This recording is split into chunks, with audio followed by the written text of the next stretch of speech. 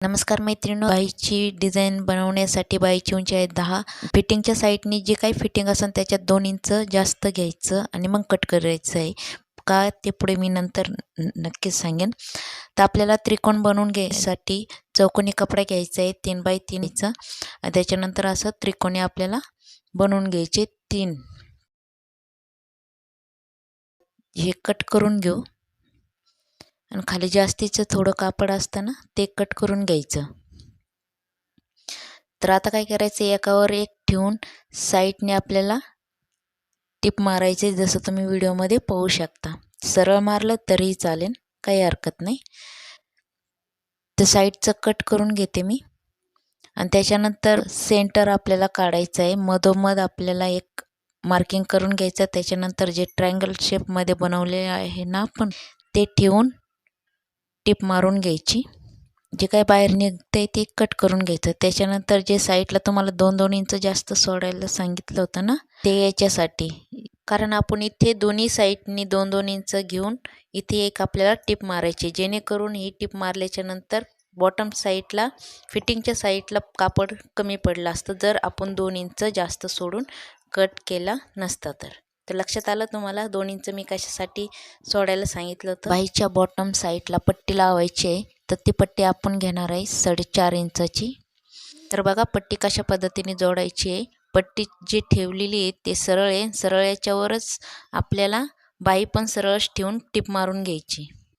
जसं की तुम्ही व्हिडिओमध्ये पाहू शकता मी कशा पद्धतीने पट्टी जोडून घेते. त्याच्यानंतर असं बाहेर काढायचं आणि त्याच्यानंतर एक फोल्ड करून त्याच्यावर एक टिप मारून घ्यायची. साईडला जे काही जास्त कापड आहे ते कट करून घेऊ. सुई धाग्यांनी आपल्याला इथे थोडंसं शिवून घ्यायचं आहे, जेणेकरून हे असे चुन्या पडतील. ते शिवून झाल्याच्या नंतर आपल्याला इथे बटन लावायचे. तर तिथे तुम्ही रेडीमेड बटन सुद्धा लावू शकता किंवा घरच्या घरी मॅचिंग असा बटन तुम्ही तयार करू शकता. जसं की मी सिंपल शर्टापासून जे बटन आपल्या घर पडलेले असतात त्याच्यापासूनच मी असा बटन तयार करून तेच मी इथे शिवून घेणार आहे. खूप छान बटन तयार होतात.